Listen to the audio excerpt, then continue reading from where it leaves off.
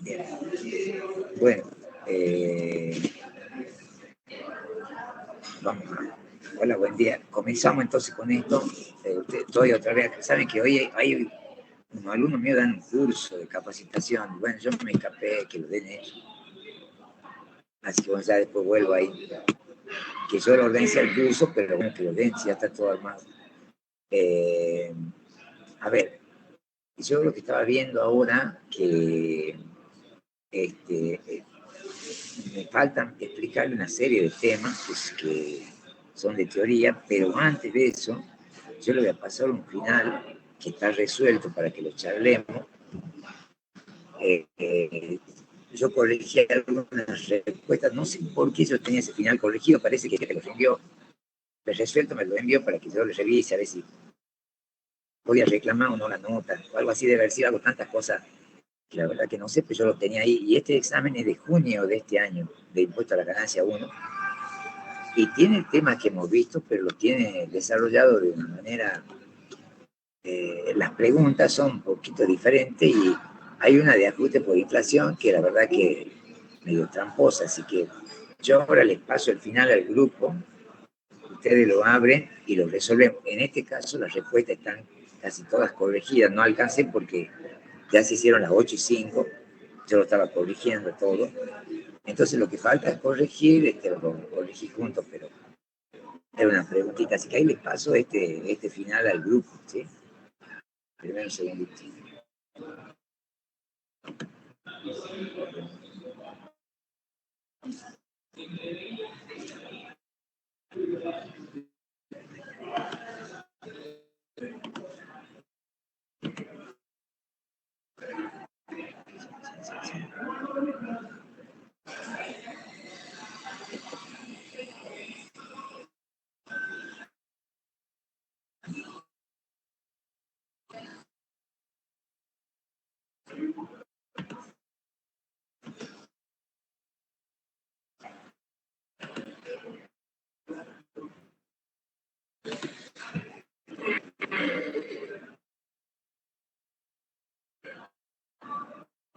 Bueno, ahí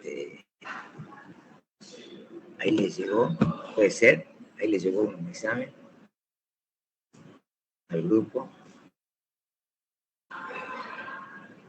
que dice,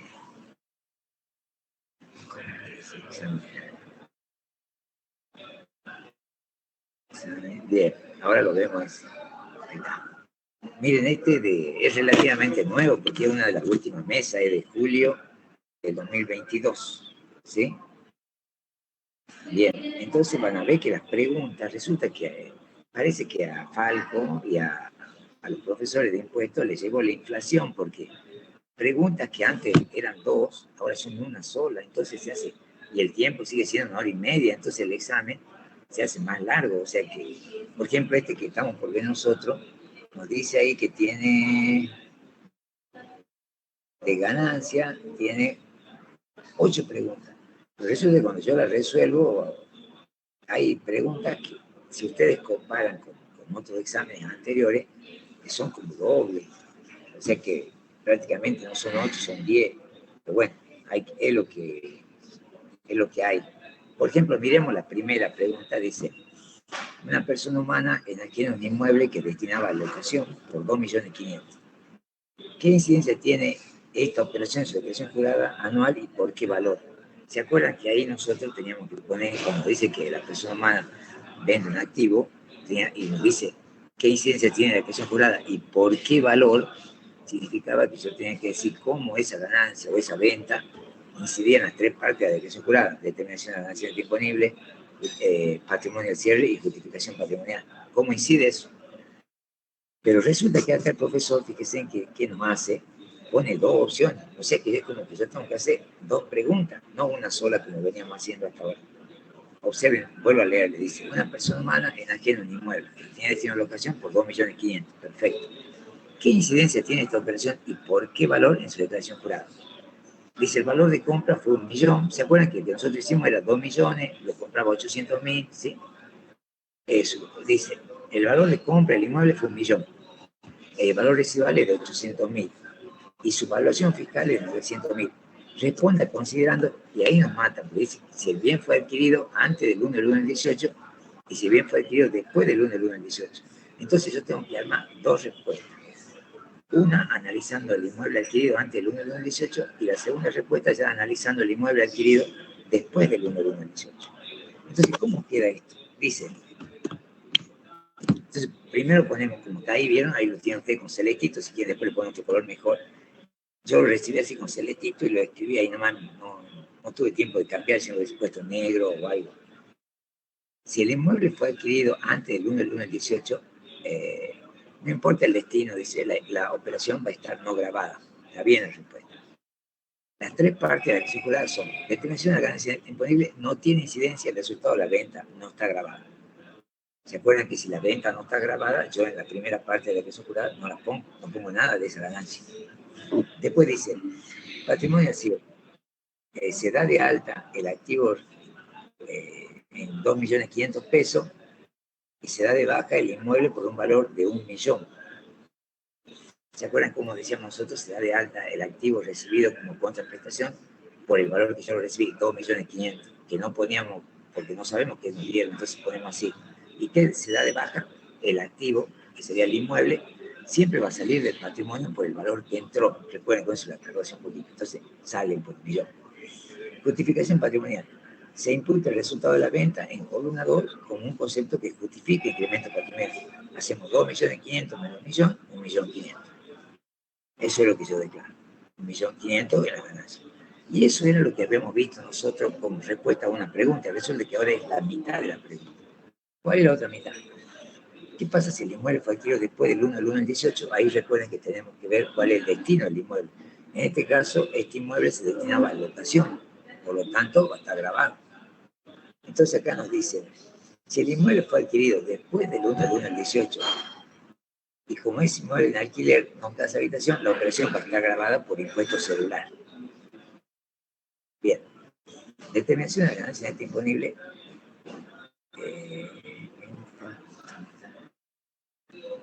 No, ahí le pifió. Recién, yo ahí le pifió eso. Yo se lo voy a escribir acá, ¿qué van a poner en esa parte? ¿Sí? Porque está bien la primera parte que ella dice que está, el inmueble fue adquirido y la operación está grabada por impuesto celular. Bien, entonces, pero yo en mi declaración jurada ponemos, ahí yo les pongo la correcta, ¿sí?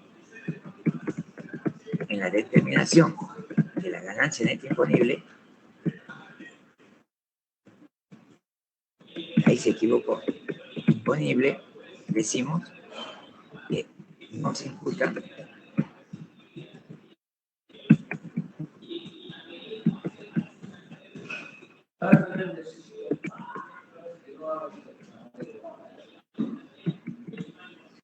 yo lo voy a escribir todo.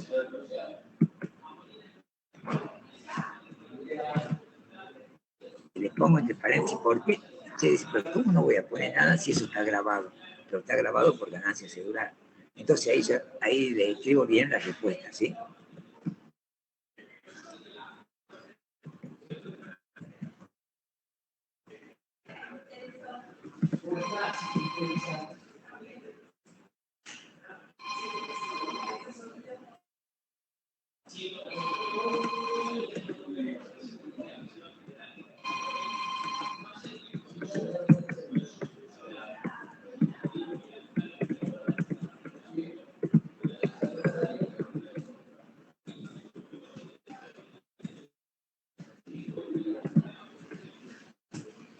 Ahí está mi estimación de la ganancia disponible. No se imputa esta ganancia porque es celular.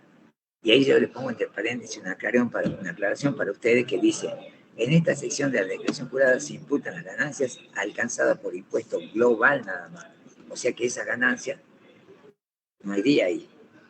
O sea que en la determinación de la ganancia neta imponible van a ir las ganancias, pero que yo voy a poner en primera, segunda, tercera o cuarta categoría, que están alcanzadas por impuesto global, no esta ganancia. Entonces ahí tendrían que corregir ustedes esa parte, que no se imputa nada ahí. Vamos a la segunda parte, patrimonio al cierre. Es lo mismo en el patrimonio al cierre, el movimiento patrimonial, eso no cambia independientemente de la operación que se haga. Yo recibo 2.500.000 y sale 1.000.000, como dice ahí, igual, o sea que los dos patrimonios al cierre valen 1.000. Y al final, dice, justificación patrimonial, se imputa el resultado de la venta en columna 2 como un concepto, se imputa en columna 2 la ganancia de 1.700.000 que va a estar alcanzada por el impuesto celular. 1.700.000, ¿de dónde salen? ¿Por qué 1.700.000?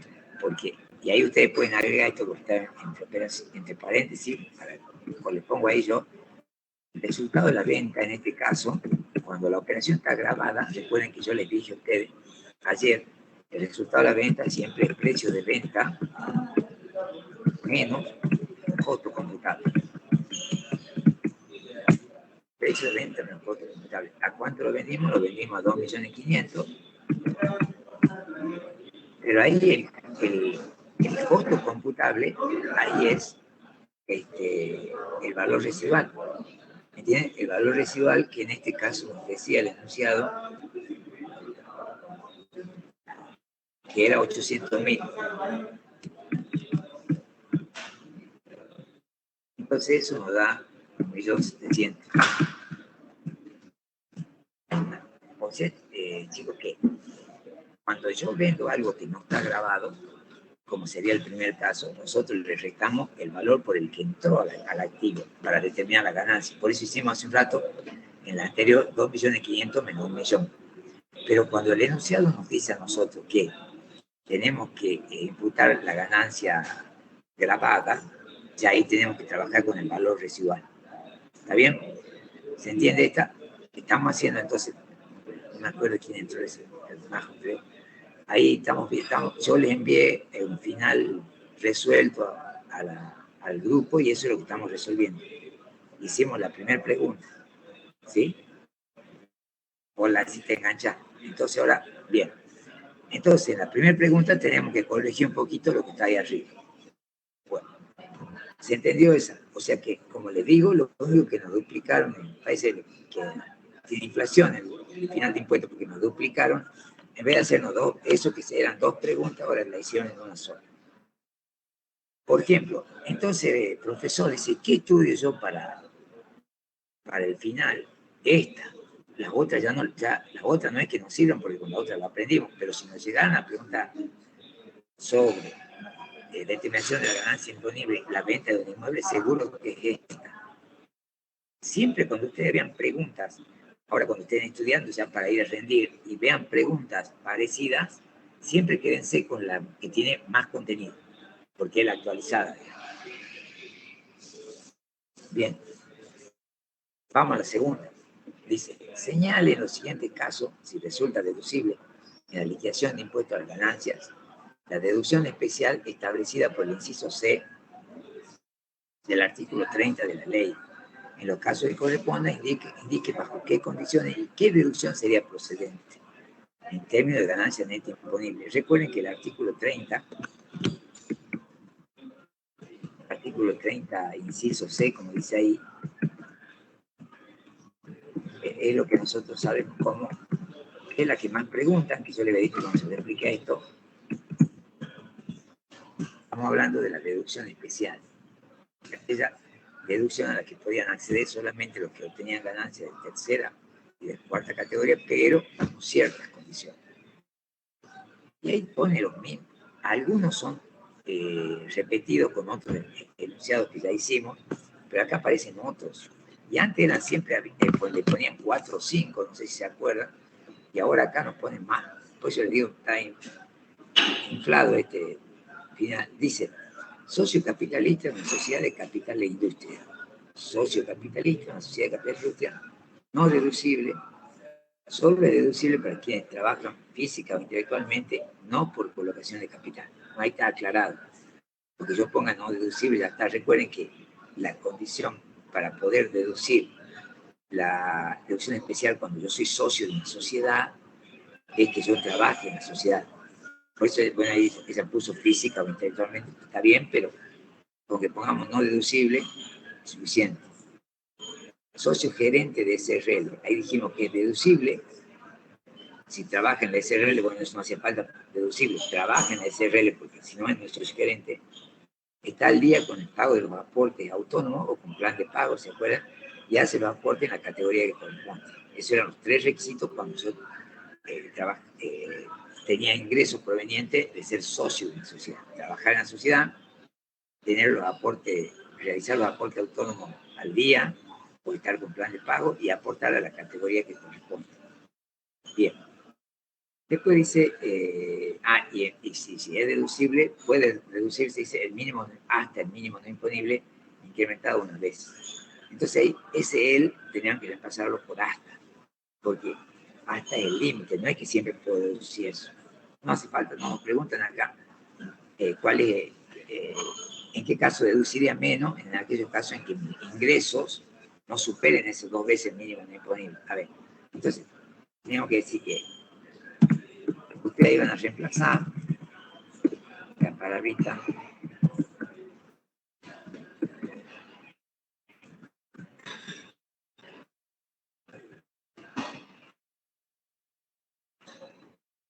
y ahora le voy a decir, van a entender con números, vamos a hacer para que me entiendan. Dice, poder deducir hasta 2 veces el mínimo del impuesto, o poder deducir hasta, pongamos como a ellos les gusta que pongan como dice la ley.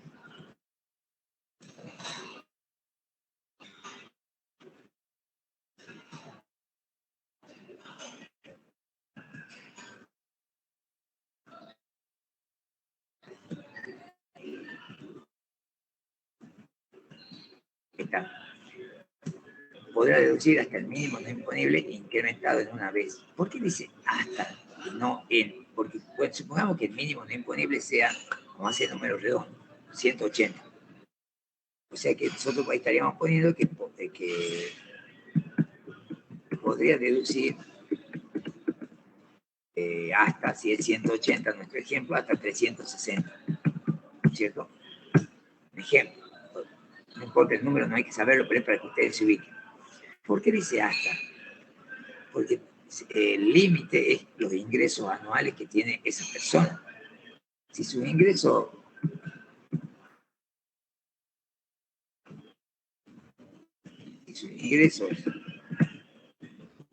anuales son 267.000, supongamos, eso va a poder deducir. O sea, yo nunca puedo deducir más de lo que yo gano. ¿Se entiende? Por ejemplo, ahora si él gana 600.000, ahí ya puede deducir los 360. Entonces dice, mira, si vos ganas menos de 2 veces el mínimo no imponible, eso puede deducir, ese es tu límite. Ahora, si vos ganas más de 2 veces el mínimo no imponible, puede deducir hasta 2 veces el mínimo no imponible. ¿Sí? ¿Se entiende? Por eso hay que poner la palabra hasta. Bien. Después dice, contador público nacional recibido el año anterior. Yo le había explicado a ustedes que había que hacer una diferencia, es que la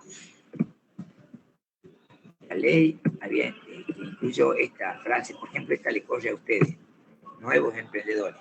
Ustedes cuando se reciban, y supongamos que realizan aporte, bueno, tienen que pagar impuestos al ganancia, van, comienzan de 10, o si no, un par de años ya tienen suerte. Hay una chica, les comento, que se recibió, que hace poco me mandó, por ahí me cuentan, alguno otro, no vale, no es obligación, pero por ahí me cuentan su historia de vida. Bueno, esta chica vive en un lugar donde son todas fincas, una zona finquera acá en Salta, y ella se recibió y se volvió a lugares y entró a trabajar en un estudio contable del contador que lleva llevaba toda la zona agrícola de ahí, ¿no? Que es ojera, zona ojera.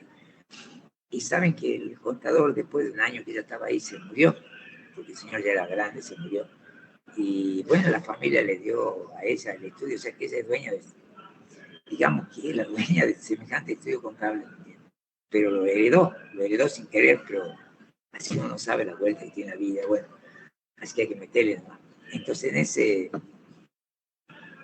por ejemplo, en el caso de ella, se recibió hace 3 años, o sea que 3 años tiene más de 60 clientes en 3 años, y grandes, digamos, y empleados a cargo, todo, bueno, tuvo suerte, está bueno. buena gente, también con una buena gente siempre va a tener suerte, recuerda. Entonces, estos nuevos emprendedores, por ejemplo, ella sus primeros 3 años de recibida, va a poder deducir el mínimo disponible incrementado hasta 1,5 veces, o sea, un poco más. De eso se llama, por eso le aclara el enunciado y dice, contador público recibido el año anterior. ¿Cómo cuesta ahí? Corresponde como nuevo profesional. Está al día con el pago de los aportes autónomos y con plan de pago. Ya se aporte en la categoría que corresponde. Podrá deducir el mínimo disponible incrementado hasta 1,5 veces. Está perfecto. Dice, sujeto que obtiene exclusivamente renta de alocación de inmuebles. No corresponde, no deducible. Recuerden que solamente de tercera y de cuarta cuando cumple los requisitos que establece la ley. Empleado en relación de dependencia, deducible, sin requisitos puede deducir el mínimo imponible incrementado hasta 3,8 veces, si lo sabíamos. Peluquero que trabaja en forma autónoma, desarrolla su actividad hasta hace 10 años, ¿ve? Eso es para que sepan que no es un nuevo emprendedor, sino que ya pasó los 3 años de inicio de su profesión. Entonces dice, deducible está al día con el pago de los aportes autónomos, con plan de pago y hace los aportes en la cantidad que corresponde. Puede deducir el mínimo disponible, puede deducir hasta, ¿no? Recuerden que la chica esta ponía él, y entonces, en lugar de él poner hasta, en lugar de él poner hasta. Después dice, ay, ve, ¿cuánto van ahí, chicos? Yo, que nosotros hicimos creo que había 5. Me acuerdo, pero mira, acá ya tenemos, vamos viendo, 1, 2, 3, 4, 5, 6, y sigue, 7 ahora. Por ejemplo, estos dos últimos no lo vimos nosotros en ningún ejercicio. Dice un jubilado que percibe ingresos adicionales de otra naturaleza, que no percibe ingresos adicionales de otra naturaleza y no está obligado a tributar impuestos a los bienes personales. Recuerden que el jubilado tiene la posibilidad de reemplazar la deducción especial del artículo 30 y el mínimo no imponible por 8 veces el salario mínimo vital y móvil, siempre y cuando este monto sea mayor. Por ejemplo, acá nos dice, puede reemplazar las deducciones personales del mínimo no imponible y la deducción especial por 8 veces el salario mínimo vital y móvil en caso de que este sea mayor. ¿Por qué? Porque cumple con 2 requisitos. Es el único ingreso que tiene y aparte no tiene que pagar bienes personales. Y solo también puede recibir el beneficio de deducir 8 veces el salario mínimo vital y móvil. Por ejemplo, ahora va a ser de 65.000 pesos, pero 65 por 8. Eso sería lo que él podría deducir como deducción en lugar del mínimo disponible, la deducción especial.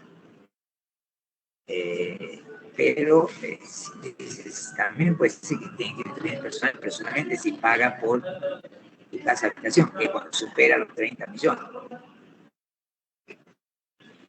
Bien, después dice, titular de una explotación personal, deducible porque la ganancia de la explotación personal incorpora la ganancia de la tercera teoría. Deduce el mínimo disponible incrementado hasta una vez. Ahí que le falta el tema del requisito. O sea, ahí tendrían que poner ustedes que debe tener pagado o con plan de pago que pueden.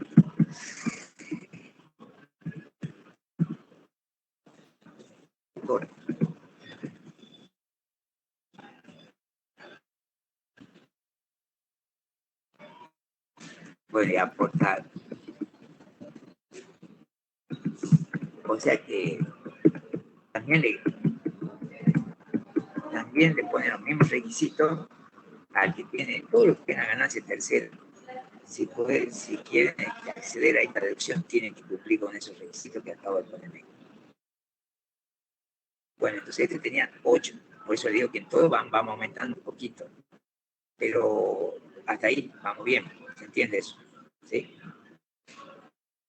Todo esto, como les digo, los temas que tuvimos, lo estamos viendo. Esta que viene ahora es una pregunta que se toma de hace agote de año le va cambiando el periodo y la sigue tomando, pero para mí este profesor toma siempre las preguntas, repite algunas preguntas por el chico de R. En vez de decir, sí, tema, ¿qué tiene que hacer un profesor cuando ve que sus estudiantes se equivocan? Eso le cuento porque uno no sabe la vuelta que tiene la vida, pero si le llega a tocar que si el profe ve que todos los alumnos se equivocan de lo mismo, quiere decir que hay que explicarlo mejor. Bueno, vamos al 3. Una sociedad colectiva cierra el ejercicio en el mes de febrero de cada año. El ejercicio cerrado en el mes de febrero de 2020 arrojó una utilidad impositiva de 2 millones. Recuerden, en febrero de 2020 cerró el ejercicio la sociedad colectiva. La sociedad colectiva se caracteriza porque tributa en cabeza de los socios según su BPP. Bien.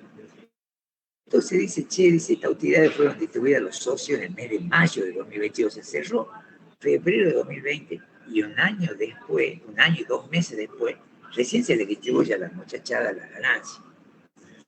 Entonces, ¿quién declara esta ganancia? ¿Existe alguna opción? ¿A qué ejercicio fiscal corresponde imputar este resultado? ¿Son deducibles este resultado las deducciones generales y personales a fin de obtener la ganancia neta imponible? ¿Qué alícuota se aplica? Vamos a leer qué ha puesto y después, si no, yo se lo digo ahí, sí. Y se corresponde imputar a la ganancia. Bueno, a ver, el criterio de imputación de tercera categoría, nosotros hemos visto que en tercera, lo ponemos,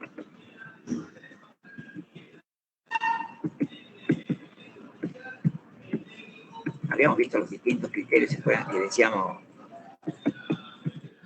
en tercera categoría de vengados? ¿Se acuerdan cuando empezamos la primera clase? Decíamos primera categoría de vengado, segunda percibido, tercera de vengado, cuarta percibido, ese era el criterio general. Yo ahora le voy a explicar uno de los temas que tengo que explicarle, justamente los criterios de imputación y sus excepciones. ¿Qué quiere decir criterio general? Que en la mayoría de los casos, a la ganancia de primera y de tercera, yo la voy a evaluar con el criterio de los devengados, que era que se imputaba en aquel ejercicio en que la ganancia se ha producido o la deducción se ha producido, independientemente si yo lo cobré o lo pagué. Y el criterio percibido era que la ganancia y las deducciones solo se imputan cuando la ganancia cuando yo la cobro y la deducción cuando yo la pago. En este caso estamos en tercera categoría, sociedad colectiva, entonces yo me guío por el criterio de vengado. Por eso la ganancia, dice, vuelvo a leer el enunciado, una sociedad colectiva cierra el ejercicio en el mes de febrero de cada año. El ejercicio cerrado en el mes de febrero arrojó una utilidad impositiva de 2 millones. Entonces esos 2 millones deben ser imputados en 2020, porque ahí se han traducido las ganancias. No importa cuándo se distribuye, sino cuándo las cobró. Cuando dice, che, AFIP, yo soy socio de esa colectiva, pero a mí me han pagado en 2021. ¿Por qué tengo que declarar en el 2020? Porque las ganancias de tercera categoría aplican el criterio de vengado. Bien, estas utilidades fueron distribuidas por todos. ¿Quién declara estas ganancias? Primera pregunta.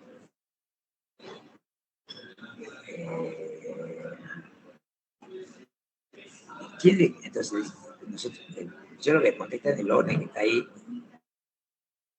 Bueno, ahí está todo completo igual, ¿no? Vamos a ver, dice, corresponde imputar las ganancias al periodo 2020. Ya está. Es declarada por cada uno de los socios según su BPP en sus declaraciones juradas personales como tercera categoría. ¿Se acuerdan que siempre es tercera la ganancia de las sociedades, solamente que a veces tributa en cabeza de la sociedad y a veces en cabeza de los socios según su BPP? Bien. ¿Qué más dice? La sociedad no actúa como responsable sustituto. Por eso no hacía falta poner. Porque eso en bienes personales acá estamos en ganancia. O sea que en ganancia, responsable sustituto se lo sacamos. No haría falta. Esto podrán realizar las deducciones personales y especiales si cumplen con los requisitos de la norma. Trabajar en la sociedad, estar al día con el pago de los aportes autónomos o con plan de pago. Y hacer los aportes en la cantidad que corresponde. Se aplica la alícuota progresiva, impuesto global. Bueno, yo ahora, esa es la respuesta. Yo aquí le voy a armar una respuesta paralela para que ustedes vean. Solamente que yo voy a seguir el orden, de que está, el orden exacto que está ahí en la pregunta. ¿Está bien? Entonces dice, la primera pregunta dice, ¿quién declara esta ganancia? Además ya se olvidó una partecita. Por eso, por ejemplo, ella se olvidó una partecita de la respuesta. No sé si la sabía o no, pero ella al alterar el orden, ¿me entiendes? O sea, si yo voy contestando preguntita por preguntita, la que me hacen dentro de la pregunta, eso me facilita que no me olvide nada. Entonces, lo primero que preguntaba acá era, ¿quién declara la ganancia? Entonces, esta ganancia la declara. Hola, buen día. Esta ganancia la declara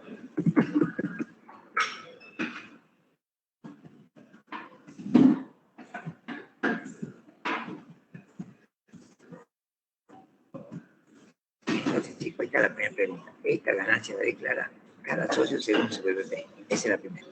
Vamos a la otra. Dice, ¿existe opción? Y ahí ponemos.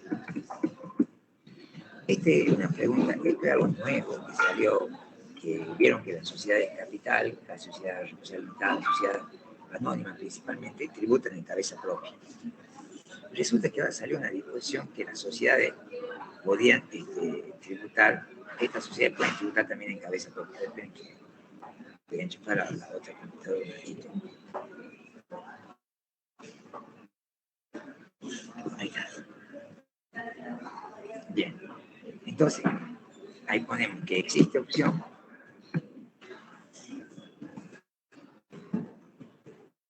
Sí, opción.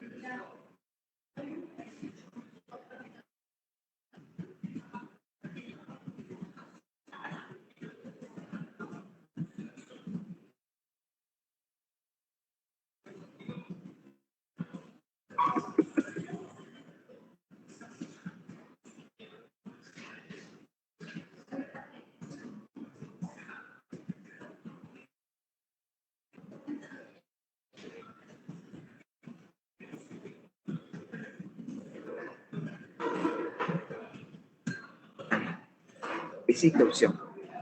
La sociedad colectiva, o sea, ¿qué opción? Bueno, si nosotros tributamos, por ejemplo, supongamos, acá estamos 6 somos. Nosotros 6 somos los socios y tributamos cada uno según nuestro BPP, según nuestro grado de participación. Nos reunimos todos y nos dicen, che, hay una opción, que en vez de que tributemos cada uno de nosotros, incorporando a nuestra declaración jurada de persona humana la parte de ganancia que nos corresponde, la opción es que en lugar de declarar nosotros, declare la sociedad. Entonces dice, existe opción, la sociedad colectiva puede tributar en cabeza de la sociedad si lleva libros y deberá mantener esta opción por 5 años a partir del año siguiente al de la elección de la opción. O sea, nosotros ahora en el 2022 decidimos que vamos a dejar de tributar cada uno de los 6 en nuestra declaración jurada y vamos a hacer que la sociedad declare. Bueno, después nosotros vamos a tener que mantener esos 5 años, o sea, 2023, 24, 25, 26, 27, 27 sería. El 28 decimos puede volver a cambiar, o sea que hay que pensarla bien. Y hay otra pregunta, creo que en el último final que les pasé yo, que está tan resuelto, que dice qué le conviene al socio. ¿Qué nos conviene a nosotros? ¿Que tribute en nombre de que tribute la sociedad o que tributemos nosotros? Nos conviene que tributemos nosotros porque nosotros vamos a poder deducir de esa ganancia para cada uno de nosotros, según su BPP, va a poder deducir las deducciones personales. En cambio, si declara la sociedad, va a tener que pagar el impuesto sobre el total de la ganancia. Porque al pagar sobre el total de la ganancia, porque no tiene acceso a las deducciones personales una sociedad. Eso sería, para mí, eso sería desde el punto de vista del pago. Pero desde el punto de vista estratégico habría que ver. Porque nosotros ahí, por ejemplo, si no declara ninguno de nosotros, ahí declara ese impuesto, no tenemos que pagar el contador, porque capaz que no tenemos que presentar declaración jurada de ganancia. O sea que hay que analizarlo estratégicamente, pero el punto de vista impositivo del pago en sí conviene siempre según el BPP. Bien, ya tenemos la segunda opción. Eso lo preguntan en un final más nuevo, así que recuerden hace poquito junto a eso. ¿A qué ejercicio fiscal corresponde imputar estos resultados? Los ponemos. Los resultados corresponden imputar al ejercicio. Estos resultados corresponden imputar al ejercicio 2020. Pero recuerden que es criterio de los devengados. A ver, lo pongo ahí. Porque puede decir, ¿por qué era?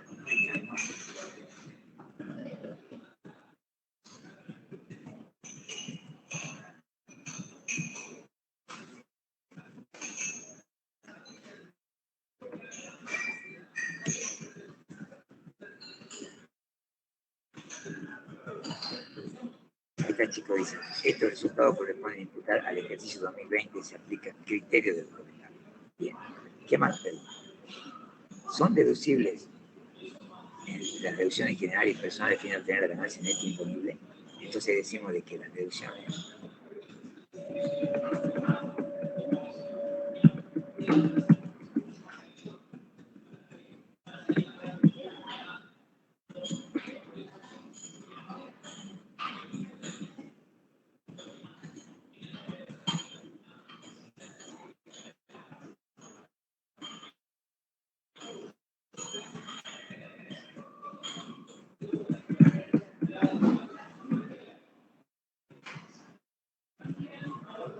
bueno, pues, hay preguntas, dice si son deducibles del estado de deducciones generales y personales, deducciones personales si son deducibles de este.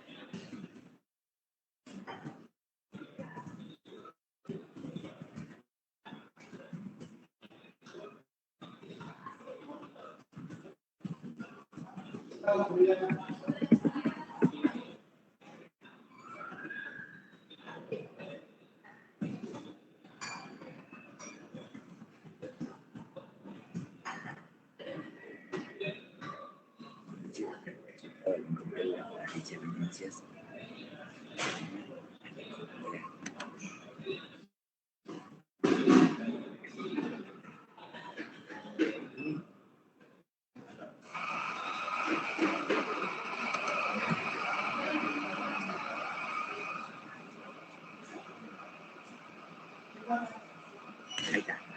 Las deducciones personales son deducibles de este resultado al incorporar dichas ganancias la persona humana a su declaración jurada. O sea, cada socio le incorpora su declaración jurada, el BPP, y de ahí puede deducir. Y la última dice, ¿qué alícuota se aplica? Entonces ponemos que se aplica alícuota global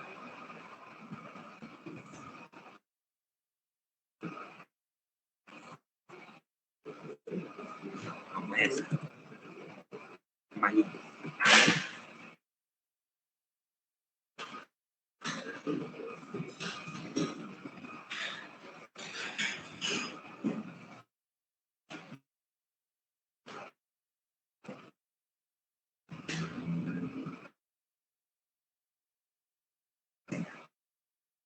Aplica impuesto global alícuota progresiva del 5 al 35%. Bueno, del artículo 94, ¿no? Pero bueno, ahí estaría ordenada la respuesta. No está mal lo que puso la chica, pero así para que ustedes la estudien, ahí estaría ordenada parte por parte la respuesta que habría que dar. Bien, vamos a la 4. Dice, a esto ve, por ejemplo, dice, ¿en qué caso la ley establece que se deben generar intereses presuntos para persona humana y para persona jurídica? Bien, yo lo de persona humana lo vamos a decir y después yo se lo voy a escribir ahí al de persona jurídica. Que eso también lo tiene en la partecita de la, ya le voy a decir que parte del apunte por si alguien después lo quiere leer, que dice, siempre que una persona humana realiza una financiación a plazo, no, es siempre que una persona humana realiza una venta a plazo, ¿sí? Aunque diga que no genera intereses, se considera que genera interés presunto. ¿Se acuerdan? Yo le expliqué eso. Toda venta a plazo realizada por la persona humana se considera que genera intereses presuntos. Toda venta a plazo. Para su cálculo se toma la tasa de descuento para documentos comerciales del Banco Nación de Argentina. Si la financiación es por venta de bienes de uso inmueble, admite prueba en contrario. Si es por venta a plazo de inmueble, no admite prueba en contrario. No está mal. O sea, ahí ya vamos a escribir, pero no está mal. Yo lo que quiero que vean que esta chica aprobó al final, porque resulta que no le, ella sola en su cabeza le ha dicho, creía que le iban a decir que no, y ya estaba por hacer lío, pero cuando llegó que se aprobó. Me mandó para que revise si estaba bien, por si la aplazaban, pero no la aplazaron, estaba bien. Yo lo que quería que vean, ¿por qué le dejé la respuesta así? Para que vean que no es que tiene que estar perfecto, tiene que estar parecido y uno igual la prueba. Lo de ella no está bien redactado, pero se ve que sabe, entonces la prueba. No es tampoco que tiene que ser como loro, digamos, repetido, ¿sí me entienden? Por eso le dejé esta respuesta. Entonces dice, siempre que la persona humana realiza una financiación a plazo, ahí era que yo le voy a poner la respuesta completa, pero vuelvo a repetir para que vean de que nos tiene que ser perfecto. O sea, que si yo sé más o menos, bueno, voy a meter un lance más, tenemos 5 oportunidades, pero sabiendo algo, dice. Entonces, para persona humana, ¿en qué caso la ley presume que, que debe generarse interés presunto? Entonces pone, yo se lo escribo. La persona humana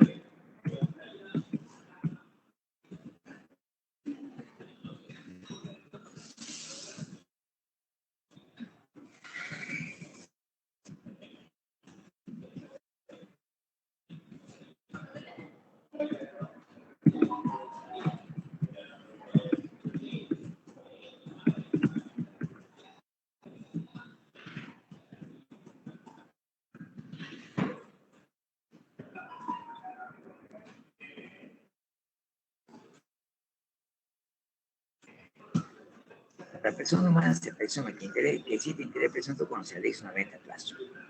Ahí estaría contestado, pero ahí no van a poner incompleto, pese a que eso es lo que me están preguntando.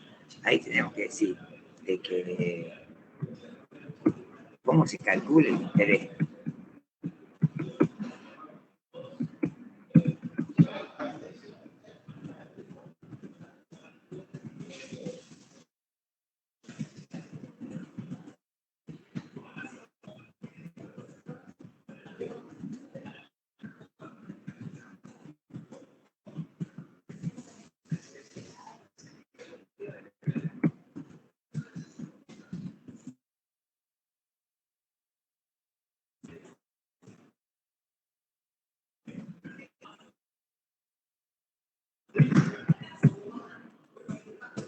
Acá la segunda, pero yo le explico, le voy a dar las 3 partes, o sea, separo en 3 partes todo lo que hay que saber de interés presunto para la persona humana. Con esto que le estoy escribiendo, cualquier pregunta de interés presunto de persona humana estaría bien contestada. La primera, segunda función.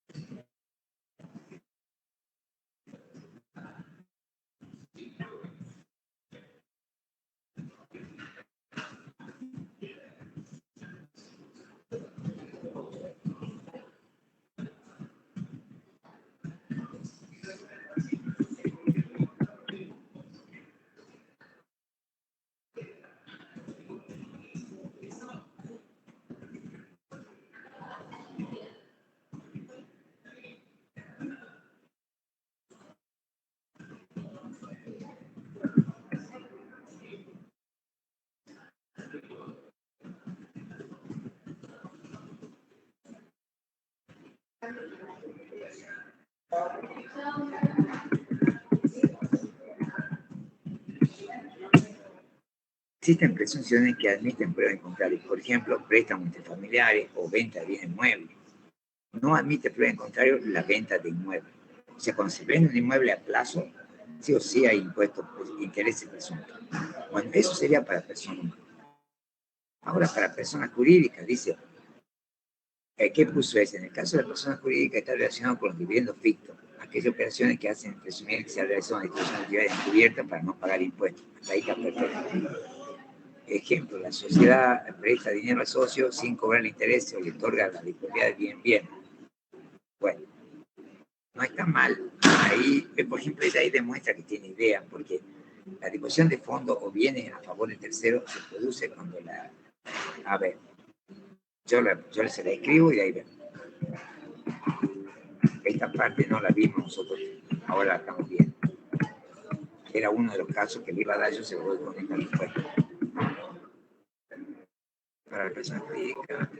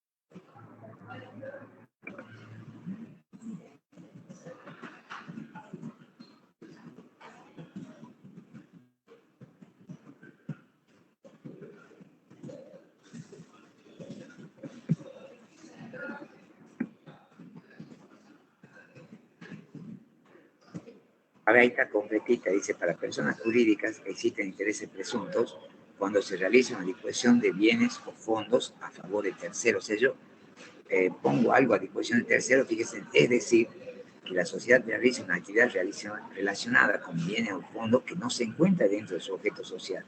Supongamos que la sociedad tiene una vecina, una señora que siempre está pendiente de que no entren a robar, si pasa algo raro, llama a la policía, se le cuida a la sociedad. Entonces, un corralón, supongamos, entonces cierran los dueños, se van, saben que cualquier cosa la señora le avisa a ellos, están felices con la señora, la vecina. Y un día la vecina necesita dinero, entonces la sociedad le presta dinero. Le presta de onda y dice, no, la verdad que la señora siempre está predispuesta hacia nosotros, le prestamos dinero.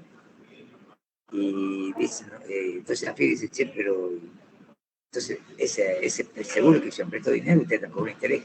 No, dice, lo hemos hecho porque la señora siempre nos da una mano, nada. Y ahí viene interés en presunto. Cuando yo hago disposición de fondos o bienes a favor del tercero, porque en su objeto social esa sociedad es un corralón, vende materiales para la construcción, no se dedica a prestar, no se inscribió como prestadora de dinero a buenas vecinas, digamos.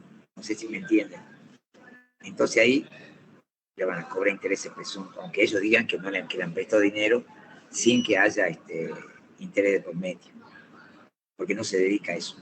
Ahora, ¿qué se acuerdan que habíamos visto dividendos fictos? Yo para explicarles lo que puso la chica ahí, que no está errado, es un ejemplo, pero es un ejemplo, dice, ¿qué significaba dividendos fictos? ¿Se acuerdan que eran aquellas situaciones en donde buscaban disfrazar como dividendos préstamos o bienes que se le había otorgado al socio para evadir el pago de impuestos? Entonces, no, si suceden estas 6 situaciones que yo le di a ustedes, si suceden esas 6 situaciones, quiere decir que vos tenés que pagar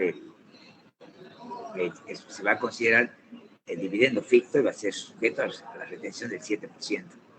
Pero resulta que teníamos un límite para poder cobrarle el 7% y considerar dividendo lo que se llevó el socio.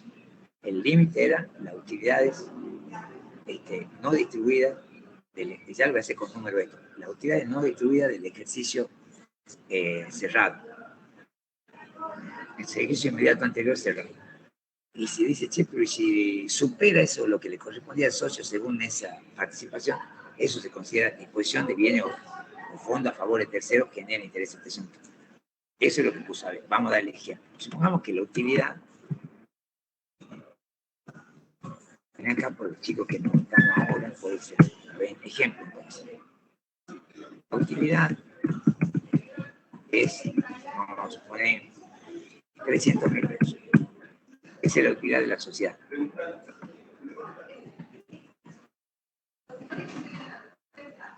Bien. El socio A, vamos a poner el socio A. Socio A tiene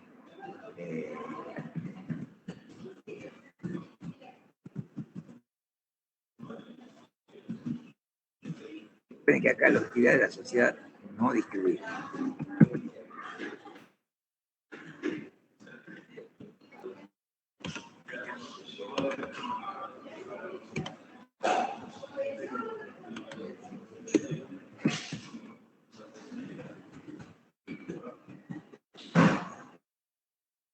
Ahí está. Dice, la utilidad de la sociedad no distribuida es 300.000 pesos. El socio A tiene una participación del 30%. Entonces quiere decir que le corresponde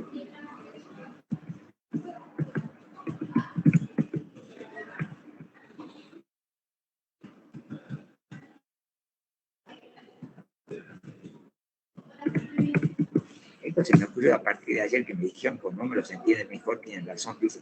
Entonces la utilidad de la sociedad no distribuida es 300.000. Al socio A le corresponde el 30%, o sea, le corresponden 90.000 de esa utilidad. Entonces la sociedad, vamos a poner que la sociedad le presta, ¿sí? Entonces decimos que hay dividendos fictos, porque si ustedes ven, una de las principales causas de dividendos fictos es que el retiro de dinero del socio. ¿Por qué son dividendos fictos? ¿Por qué va a retirar un socio plata si, o sea, teóricamente no es que una sociedad, cualquier socio va a abrir la caja y se lleva la plata? Entonces, no, vos le estás adelantando dividendos. Pero resulta que los dividendos, que lo que le corresponde, la utilidad no distribuida, es 90 y a él le dieron 100. Entonces, ¿cómo se soluciona eso? Sobre los 90,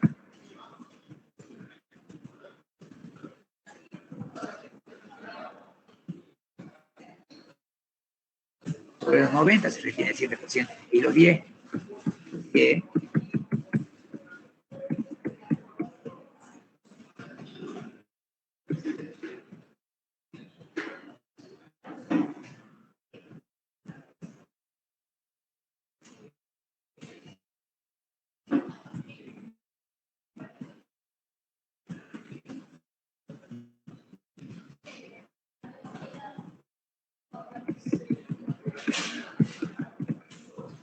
el chico dice, o sea, sobre los 90 se consideran dividendos fictos. Entonces, sobre esos 90 se va a hacer la retención del 7%, pero sobre los 10.000 que quedan, esos se van a considerar disposición de fondo a favor de tercero y genera intereses presuntos. Ese es el ejemplo que puso la chica en el final de ese que contestó. ¿Está bien? ¿Se entiende entonces esto de disposición de fondo a favor de tercero para personas jurídicas? ¿Cómo se calcula? No se aplica la tasa de cuenta del Banco Nacional. El cálculo es más engorroso, pero ellos no lo piden. Igual en el apunte está, pero ese cálculo es más engorroso, pero generalmente no lo piden. Así que no sé si hasta ahí estamos bien. ¿Se entiende? Díganme si lo entienden, cómo sería la diferencia entre fondos típicos. Si no, lo explicamos de otra manera. Yo creo que ahí con el ejemplo quedó más claro. ¿Sí? Bien, perfecto. Entonces, este final me permite ya explicarle un temita más, que era el de cómo es el tema de la disposición de fondos o bienes a favor de tercero en el caso de intereses presuntos. Vamos a la quinta. ¿Qué no dice la quinta? Dice, bueno, esta también estaba, saben que me hizo renegar esta porque tuve que buscar en internet, porque la verdad que yo me basaba, siempre tomo de referencia, yo creo que les conté alguna vez, y no se lo cuento ahora, que para cada materia que yo preparo, tomo de referencia lo que le explica el profesor.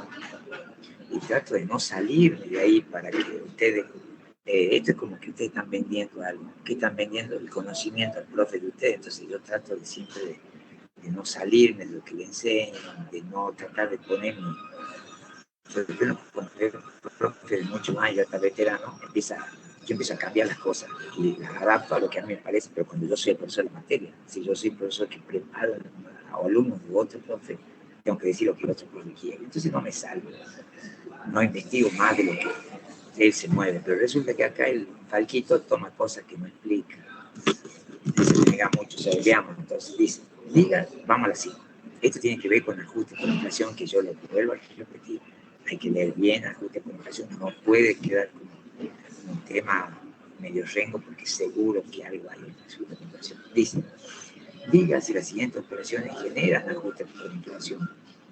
En caso afirmativo, indique si el ajuste incide en el ajuste estático o dinámico, y si aumenta o disminuye la ganancia. Bueno, acá vamos a hacer un ajuste de la inflación. Yo tengo que ver la situación y decir, che, esta operación genera, tiene incidencia o no en el ajuste de la inflación. Si tiene incidencia en el ajuste, en el estático o en el dinámico. ¿Y qué efecto produce? O sea, si el ajuste es positivo, van a aumentar las ganancias sujetas a impuestos.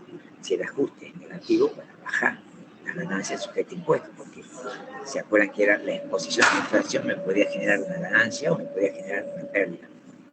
Bien, entonces nos dice, compra de bien de uso durante el ejercicio.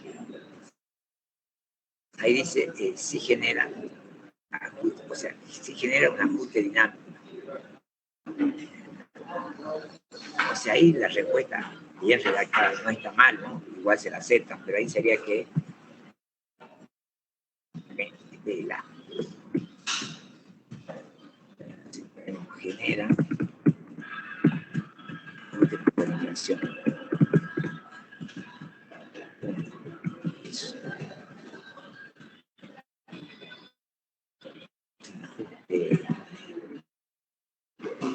Dinámico.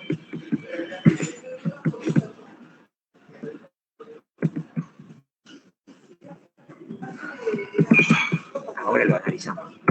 La respuesta correcta sería así, dice, genera ajuste por inflación, es un ajuste dinámico, aumenta la ganancia. ¿Por qué sería esta respuesta? Porque si yo compro un bien de uso, yo tenía dinero en efectivo, compré un bien de uso, entonces aumenta mis bienes de uso, pero yo no pierdo no pierdo el poder adquisitivo de la moneda porque lo tengo salvado al comprar bien de uso. Si hubiese tenido la liquidez, el dinero en efectivo en el bolsillo, y va pasando el tiempo y hay inflación, esa inflación me produce la pérdida del poder adquisitivo de la moneda. Ahí lo salvé, digamos, el poder adquisitivo de la moneda, por eso hay un ajuste dinámico positivo. Espera. Vamos que es positivo el ajuste.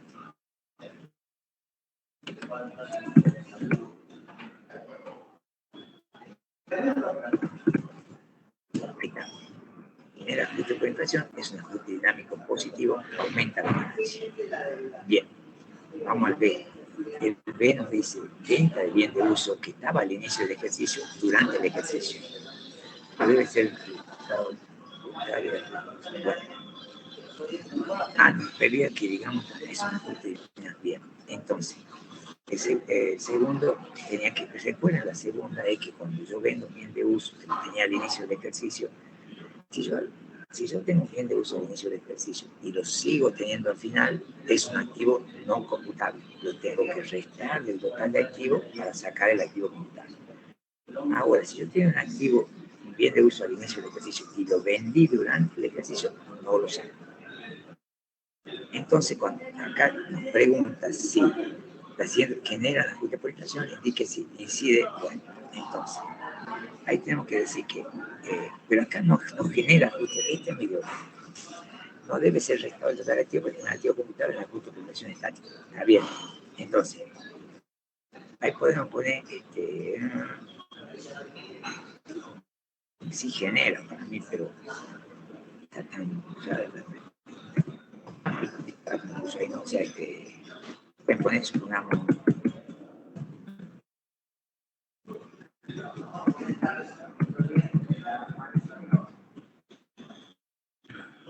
podemos ponerlo así, que incide en el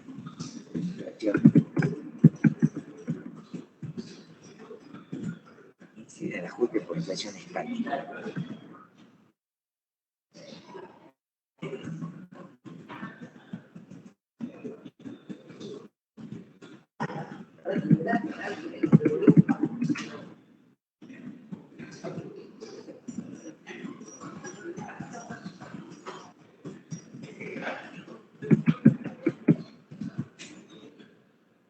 Y ahí cuando dice si aumenta la ganancia o disminuye la ganancia, está complicado porque yo recién al activo computable lo voy a comparar con el pasivo computable, ¿se acuerdan? Podemos decir que disminuye la ganancia, porque claro, si mi activo computable es más alto, va a ser mayor la exposición de inflación de mi activo, y eso me hace perder plata, entonces disminuye la ganancia.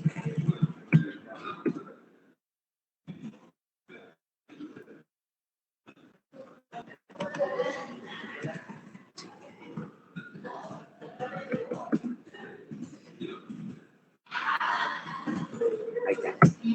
Dice, la inflación estático incide en el ajuste por inflación. No debe ser restado del total de activo al determinar el activo computable. Disminuye la ganancia. Porque recuerden, chicos, que el activo computable son los bienes que yo poseo y que están afectados a la inflación. Si la inflación me lo afecta, yo pierdo plata.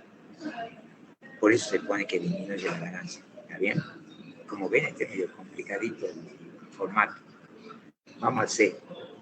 Retiro que realiza el titular de un personal de la explotación para realizar consumo particular.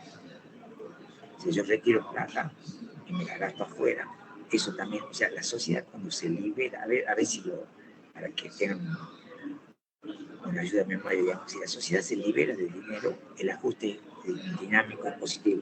¿Por qué? Porque yo tengo menos liquidez, menos plata en la mano, entonces me voy a ver menos afectado por la inflación. Entonces en el C ponemos que la misma que la AMI.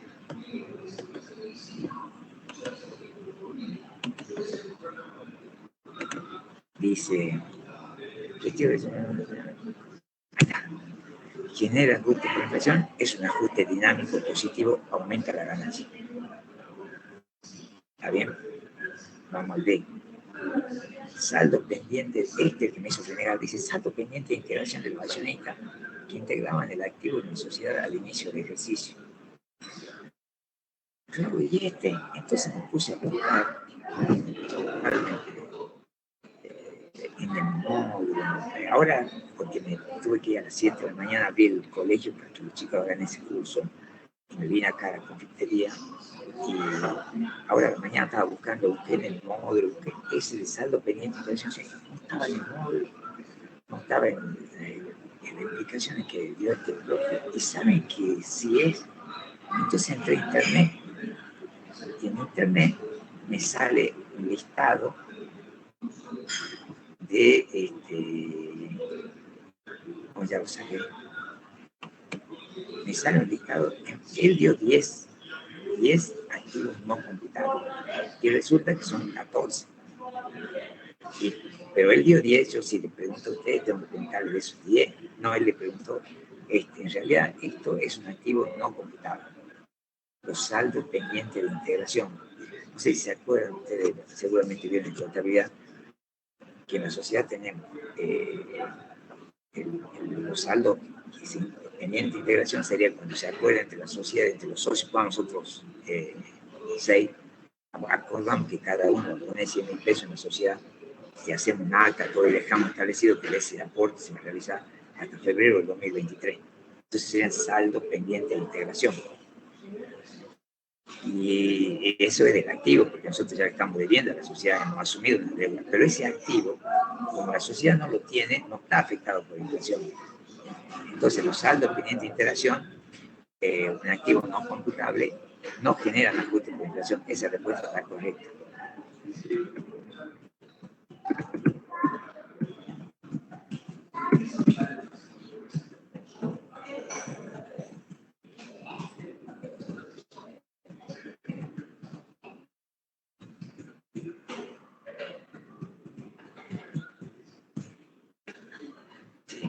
Bueno, y ahí tendríamos los 4 que componen, como ven, vuelvo a repetir el enunciado para que vean que estaba complicadito. Dice, diga si las siguientes operaciones generan ajuste por inflación.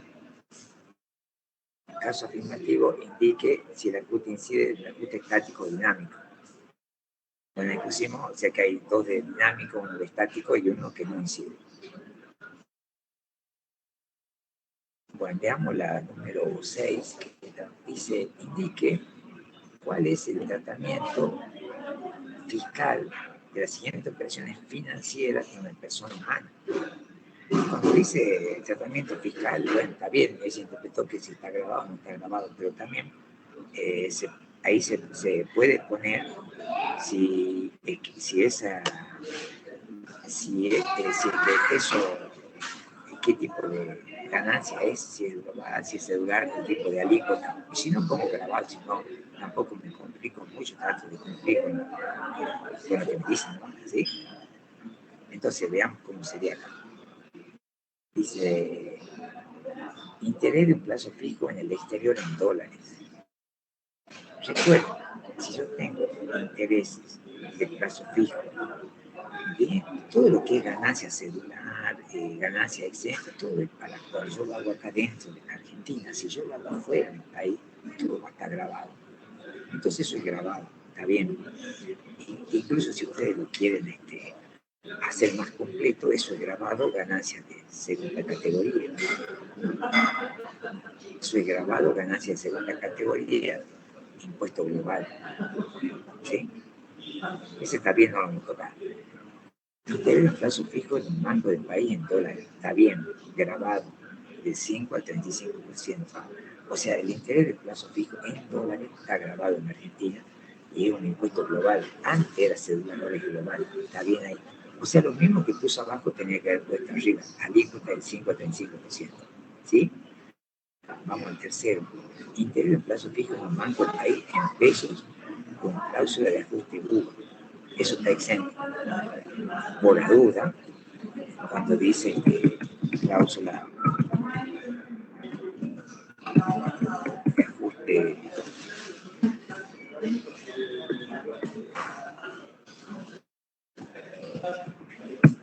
dice cláusula de ajuste UVA, quiere decir que es ajuste por inflación. Supongamos, ¿no?, que ustedes tienen una alícuota que ustedes tienen que pagar intereses de 10.000 pesos. Y la inflación desde que ustedes hicieron el plazo fijo hasta que lo retiraron fue del 10%, en vez de darle 10.000 pesos, lo entraban 11.000. O sea, los intereses le van a aplicar el ajuste por inflación. Eso, mientras sea acá en la Argentina y sea en peso, eso está exento. Bien. Diferencia de cambio de pertenencia en moneda extranjera, exenta. O sea, la diferencia de cambio está exenta. Y ahí puso que para la persona humana puede ser que yo gane o que pierda en el cambio de moneda extranjera. Entonces, si yo gano, va a ir en columna 2, si pierdo, va a ir en columna 1. Por ahí no hacía falta poner eso, pero ya que está, se lo explico. Chuzo un montón, sigue, dice, interés o rendimiento que le generan acciones de SA del país con cotización. No, ese está mal, ese lo corregimos. Los intereses de sociedades, los intereses o rendimientos, los intereses que me generan las acciones de SA del país, sean con cotización, sean sin cotización, no está mal mencionar. A veces yo le voy a escribir cómo lo puso el profesor y por qué se confundió. Miren, dice interés o rendimiento. Qué dañino que son como tomar.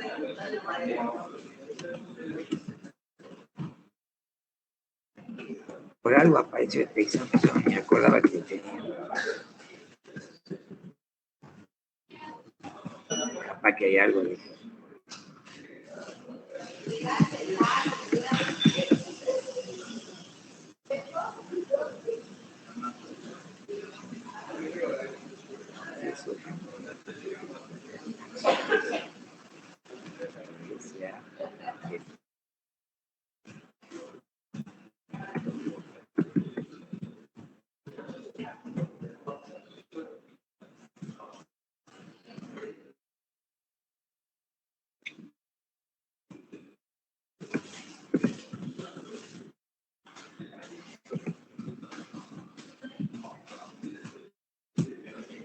Dice, intereses o rendimientos que le generan acciones de SA del país con cotización, lo que corresponde a que solo le ponga el dividendo al país, dividendo de sociedad del país.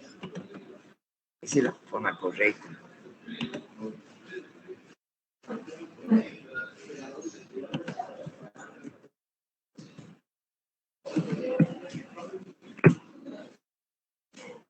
Cuando yo pongo intereses o rendimientos que le generan acciones de SA del país con cotización, es lo mismo que yo ponga dividendos de SA del país con cotización. Los dividendos que uno cobra de esa sociedad anónima del país con cotización, sin cotización, tienen el mismo tratamiento. Pero fíjense que una acción nunca genera interés, entonces, y el rendimiento del dividendo. Pero bueno, él pone así y ahí uno se confunde. Ahí había que decir grabado. La respuesta es siempre, miren, ahí se la escribo.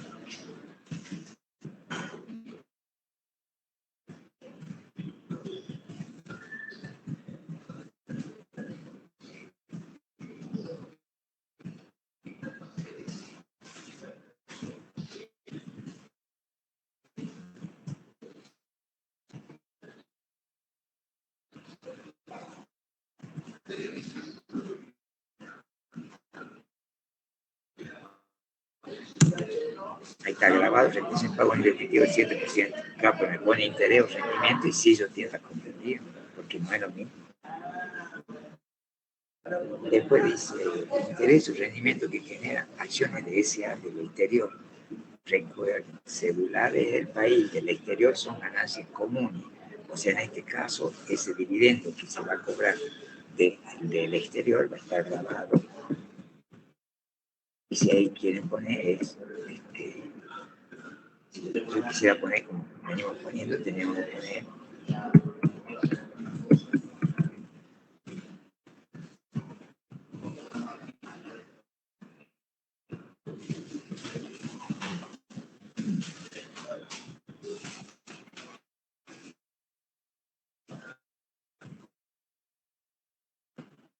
queda claro por la duda.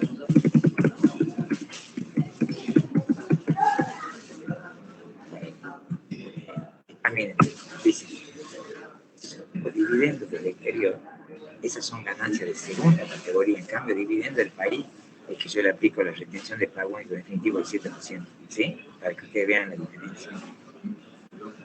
O sea, del exterior es una ganancia común, va a ser de segunda, va a ser de tercera, incluso de primera. Si yo tengo, supongamos que yo tengo un inmueble en Uruguay y lo alquilo para casa habitación a otra persona, a uno de ahí, va a ser de primera. O sea que si viene del exterior la ganancia, yo lo ubico en primera, segunda, tercera o cuarta. Incluso si yo fui a Uruguay a hacer un asesoramiento sobre auditorías, ¿sí?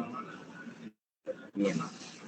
Después el resultado de la enajenación de títulos públicos extranjeros.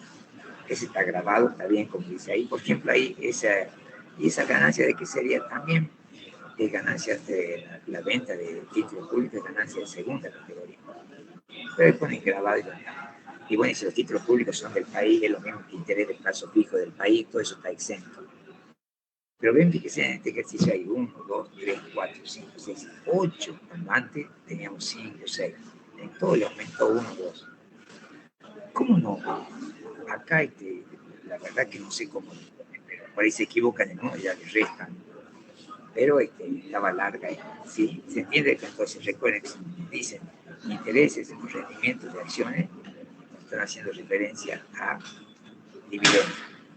También puede decir interés o rendimiento de participación en SRL. Esa es la utilidad de la SRL que tiene igual tratamiento que la sociedad, siempre y cuando sea del país.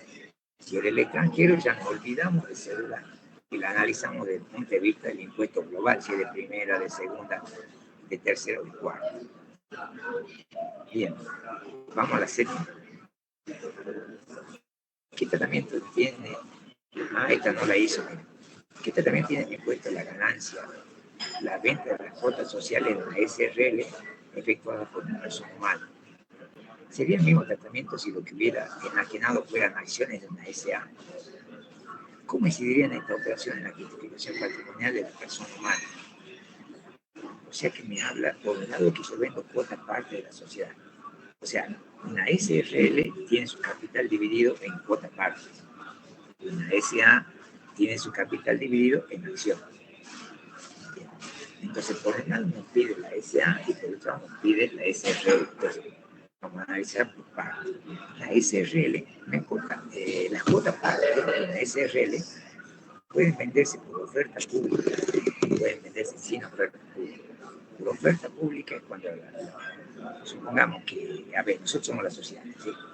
Y yo decido salirme de la sociedad y quiero vender mi participación, pero yo lo hago en el diario, por ejemplo, saco la oferta pública, quiero venderla.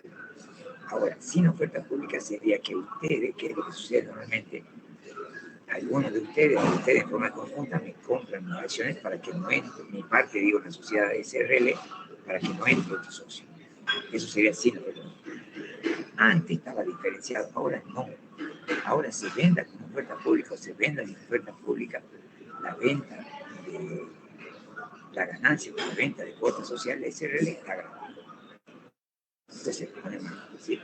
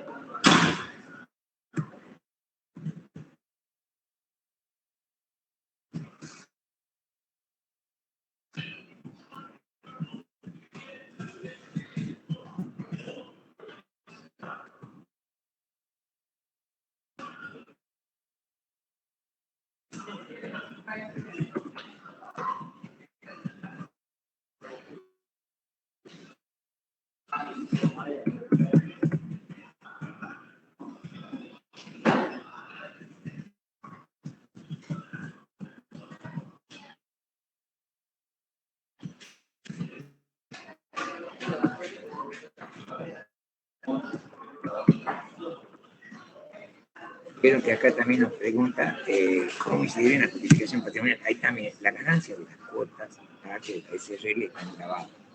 Es ganancia celular, alícuota del 15%. Y se imputa la ganancia en la justificación patrimonial columna 2. O sea que el tratamiento de la cuota parte de la SRL, solo que no hay prácticamente preguntas de eso, tiene menos que las acciones. Eso con respecto a la... O sea que acá no diferenciamos cuota parte, es un solo tratamiento, siempre va a estar grabado. En cambio, si nosotros vamos a lo que sería la venta de acciones, ahí tenemos que diferenciar si cotiza en bolsa o si no cotiza en bolsa. Entonces dice, sería el mismo también si hubiera imaginado operaciones en la necesidad, entonces ahí decimos,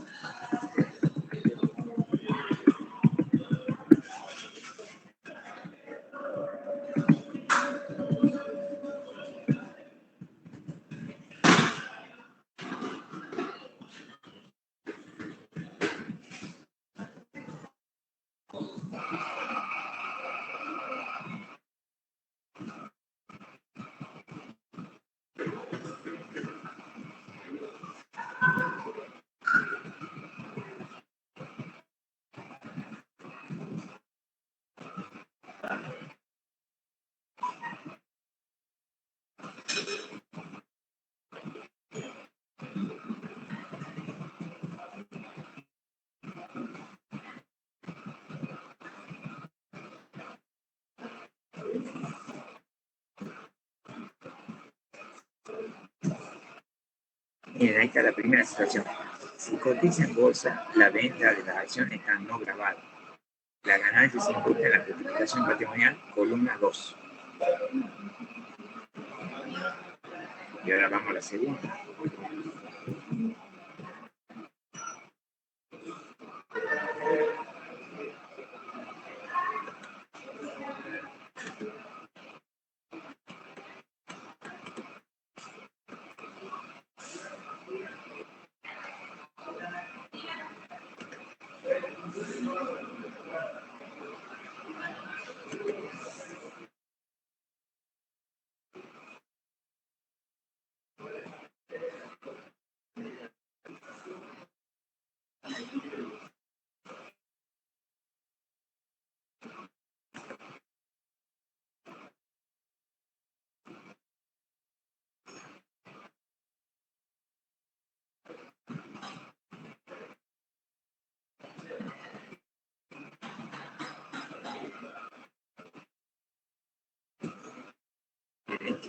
Para que ustedes noten la diferencia, yo le puse con mayúscula, dice, entonces si cotiza en bolsa, la venta de la acción está no grabada, la ganancia se imputa en la justificación patrimonial por $1. Si no cotiza en bolsa, la venta de la acción está grabada, el impuesto cedular 15%, la ganancia se imputa en la justificación patrimonial. O sea, las tres ganancias van a la columna 2 de la justificación patrimonial. Solamente que la forma de explicación sería lo que cambia. ¿Está bien? Y vamos a la 8. En la 8 dice, sería la última ganancia, y el largo viernes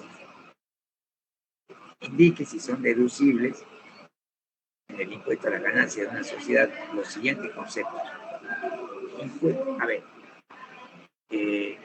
la sociedad, recuerden que nosotros habíamos hablado de la persona jurídica y habíamos dicho que la persona jurídica, a partir del estado de resultado contable, realiza, si lleva libro, realiza el ajuste según la norma impositiva. Esos ajustes podían ser positivos o negativos. Los ajustes negativos eran aquellas deducciones que yo podía hacerle a la ganancia sujeta a impuestos para tributar menos, ¿sí? Entonces acá nos dice, impuestos sobre ingresos brutos de vengadores en el año. Los impuestos nacionales, provinciales, siempre se pueden deducir. Entonces son deducibles. O sea, lo que yo, por ejemplo, pago en actividad económica en la provincia de no viva, es el impuesto de la provincia. Eso es deducible del impuesto a la provincia. Entonces acá decimos que el impuesto sobre ingresos brutos de vengadores en el año es deducible. Después dice, IVA abonado en el año. Recuerden que el IVA es un impuesto que paga el consumidor final. El contribuyente de impuesto a las ganancias, el contribuyente de IVA, lo que hace es recaudar ese impuesto. Pero no es que ellos lo pagan. Yo puedo deducir lo que paga otro, yo no lo puedo deducir. Entonces, en este caso, decimos no deducir. Por eso dice ahí no deducir. Impuestos sobre bienes personales ingresados en el año de carácter responsable sustituto. Habíamos dicho que cuando una persona es responsable, cuando decimos que es responsable sustituto, significa de que yo pago en lugar del otro. Entonces, ya habíamos dicho que en bienes personales, por la participación de las sociedades, tributa la sociedad, pero la sociedad se reserva el derecho a pedirle al socio que se devuelva lo abonado en su nombre. Por lo tanto, no es deducible. Multa aplicada por el Banco Central. No deducible. Usted tiene armado ahí en teoría una T donde dice qué es deducible y qué no es deducible. Entonces, lo que no es deducible son las multas fiscales, la multa del Banco Central. ¿Cuándo me aplica una multa del Banco Central, por ejemplo, cuando se quieren descubierto, cuando vienen muchos cheques rechazados? ¿Sí? Intereses resarcitorios pagados por impuesto ingresado fuera de término, deducible. Multa pagada por haber cometido, no deducible. Interés punitorio, no. Ahí está mal. El interés punitorio, ya les explico.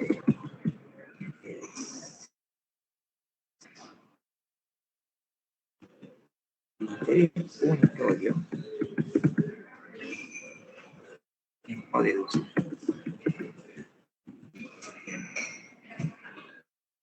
Multa aplicada, no deducible. A ver, bueno, esto ustedes no lo ven porque no vieron, el impuesto 2 no tienen, pero el impuesto 1 menos deberían tomar esta parte. Bueno, interés, lo que a mí me puede cobrar la FIP son tres cosas. A mí me pueden cobrar interés resarcitorio. Recuerden que es lo mismo que decir interés por mora, si yo me atraso en la presentación de la declaración jurada, el pago de las obligaciones fiscales, entonces me cobra un interés por mora. Ese interés es deducible. A mí me cobran un interés de resarcitorio, interés por mora, me atrasan el pago, te dejan que lo deduzca. Ahora, el interés punitorio, que estaba mal ahí en este examen, es un interés por inicio de acciones judiciales.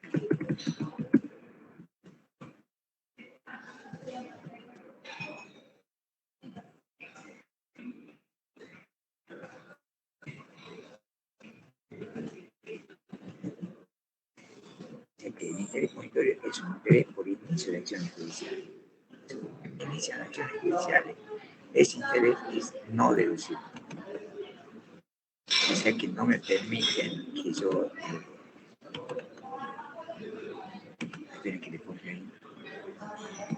Entonces, no, es decir, me inicia acciones judiciales y no quiero pagar y me llaman y no pago, entonces ya me hace una sola deuda y sobre esa deuda me aplica lo que se llama interés punitorio, ese no lo usa. Y las multas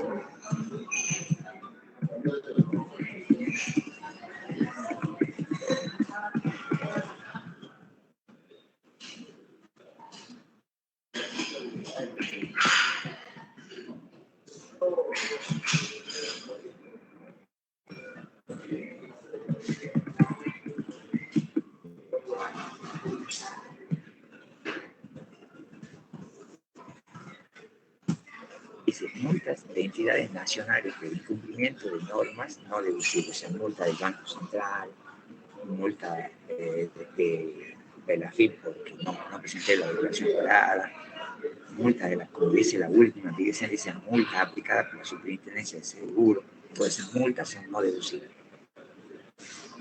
Entonces, y si son deducibles, los impuestos nacionales, con excepción del IVA, porque el IVA lo paga el consumidor final. O sea, ustedes recuerden que si están en duda, chiquitos, ¿se puede deducir o no se puede deducir? Ustedes recuerden que solo se puede deducir aquello que yo he pagado. Si lo pago otro y yo lo recaudo, no lo puedo deducir. Es como, por ejemplo, el abogado, que en cuarta categoría no va a deducir. ¿Vieron? No sé si les pasó alguna vez, pero cuando uno pone una bala a un abogado, hay que pagar una estampilla. Esa estampilla siempre la paga el que contrate al abogado. Entonces el abogado, esa estampilla no la puede deducir porque no la pagó. Bueno, y ahí terminaba este final, que está bastante completo. Lo mismo que el último. Recuerden ustedes que al final de la hoja, ustedes tienen un final resuelto, que el último final que tomaron. Por ejemplo, podrían verlo a este de vuelta, podrían verlo a ese y comentarme el lunes, pues esos dos finales, pues una horita, media horita, para ver si lo han entendido y cualquier cosa. Ustedes me preguntan, incluso hay algunas preguntas de ese último final que me falta contestar, que lo vamos a hacer entonces. Bueno, para el tiempo que me queda, yo les voy a explicar a ustedes el tema del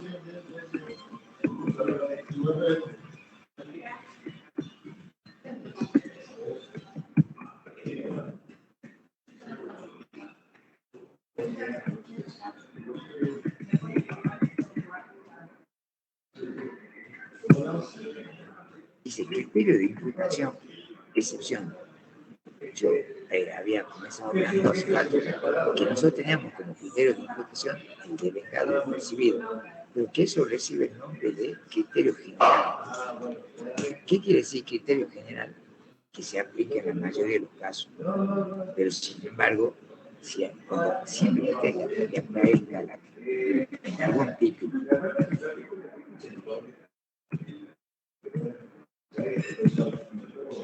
muy bien, recién llega uno que habla de política. Porque si yo estoy hablando con alguien, ¿por qué los demás tienen que escuchar lo que yo hablo? Mira, a mí yo estoy hablando con ustedes y nadie me escucha. Ni aquí al lado hay una señora sentada leyendo un libro y no me escucha. Pues yo hablo de música. Para ustedes, ¿qué le importa eso a lo que yo estoy hablando?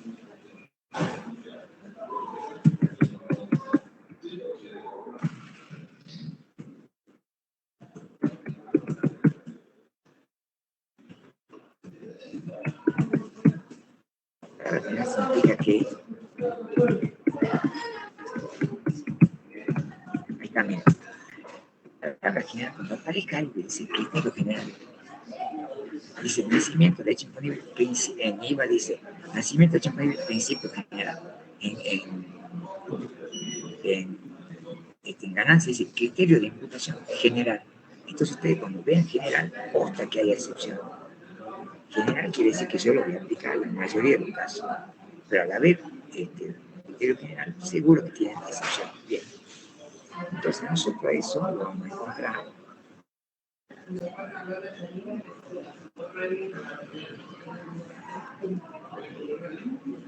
Déjenme un cachito. Hola, Jorge, buen día. Ya estoy viendo para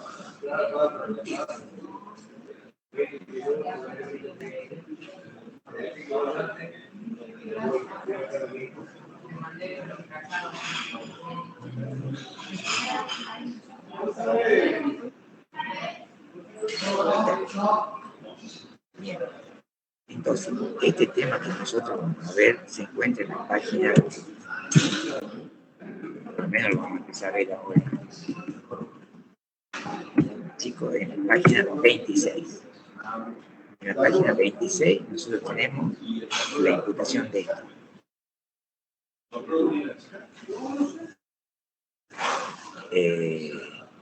Entonces dice, aspecto temporal, criterio de imputación de ganancias y deducción. ¿Vieron? Entonces ahí nos va a explicar cuáles son los criterios de imputación generales que se aplican y en función de eso, cuáles son las excepciones. Entonces nos dice, y ahí de paso vamos a leer un poquito de la introducción que está bueno porque hace referencia al año fiscal que yo les decía a ustedes y después también cada cuánto se presenta la declaración jurada. Entonces dice acá, se establece que el año fiscal comienza el 1 de enero y termina el 31 de diciembre. Dice para personas, el año fiscal para personas humanas. Esto es así, dice. Esto es así para personas físicas, asociación indivisa y otros sujetos cuando se contabilicen su operación en el ejercicio considerado como año fiscal. O sea, la persona humana siempre va a tener su año fiscal del 1 de enero al 31 de diciembre. Y la declaración jurada se presenta en junio, recuerdo. En cambio, la persona jurídica, no, la persona jurídica, el año fiscal de la persona jurídica puede o no coincidir con el año calendario, porque puede ser que una empresa, supongamos, una empresa abre el 1 de diciembre del 2022. ¿Cuándo cierra su ejercicio? Su ejercicio cierra el 30 de noviembre del 2023, o sea, ahí ya no coincide el año calendario con el año fiscal de la sociedad. Y la sociedad presenta su declaración jurada 5 meses después del cierre de ejercicio. Por eso es que los contadores querían, la Federación de Consejos quería que sea como que la parte contable sea como la parte jurídica. Vieron que en enero entran de ferias, todo hay actividad jurídica.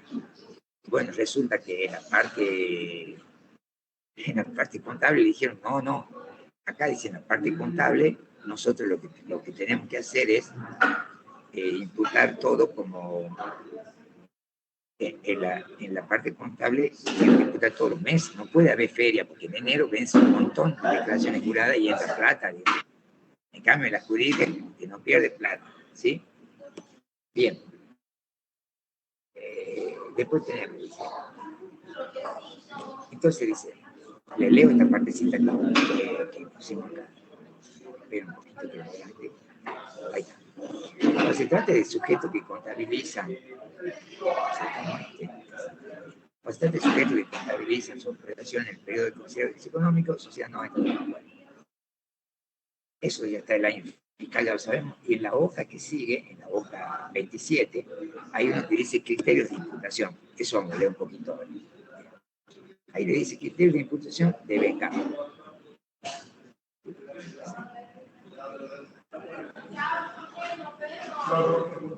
Bien.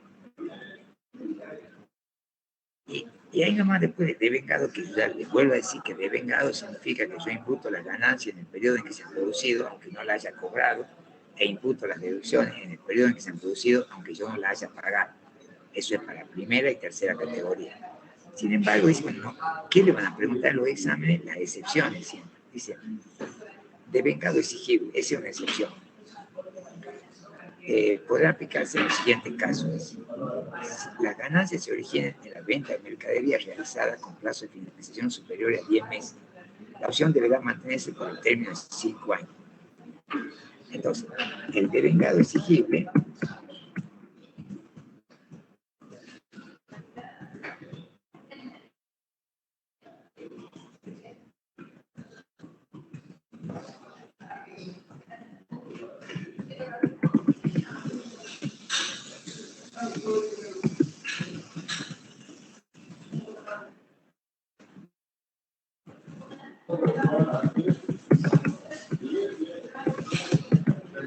hay una pregunta que dice, ¿qué significa devengado exigible? Y bueno, ahí yo se lo pongo, mira. Dice que el devengado exigible implica que solo se declaran las cuotas que vencen en cada ejercicio fiscal, en lugar de declarar toda la ganancia. Yo les voy a dar un ejemplo que con esto se entiende, vamos a ponerlo al ejemplo. Devengado exigible, entonces dice, primer caso, las ganancias se originan en la venta de mercadería realizada con plazos superiores a 10 meses. La opción deberá mantenerse por término de 5 años. Supongamos, ¿dónde se da eso? Mucho en los vehículos. Por ejemplo, que ahí está una compañía minera, compra, vamos a poner el ejemplo, para que lo entiendan, pone con números. Compra 10 camionetas.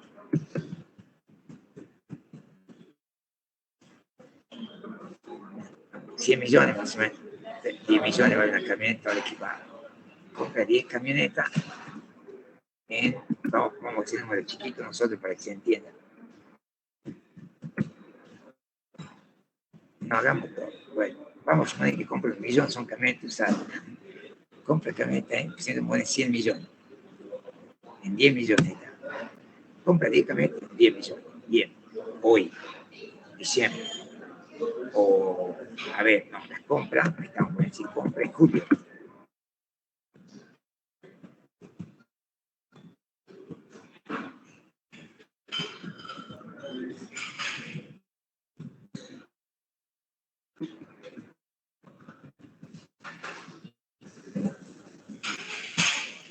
Las compra en julio en 36 cuotas mensuales.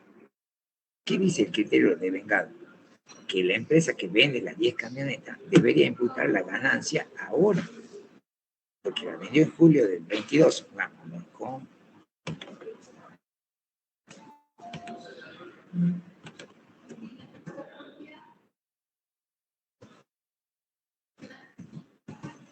en julio del 2022, en 36 cuotas mensuales.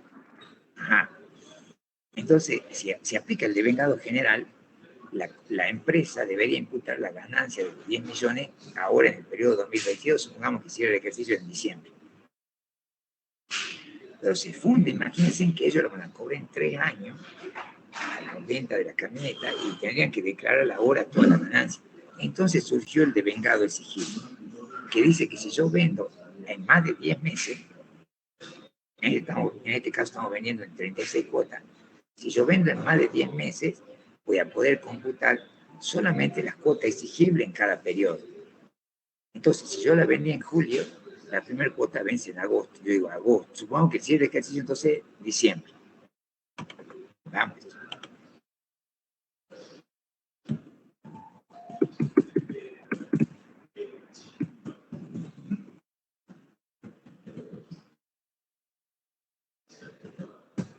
Cierre el ejercicio diciembre. Entonces yo digo agosto, septiembre, octubre, noviembre, diciembre. 5 meses. O sea que se imputa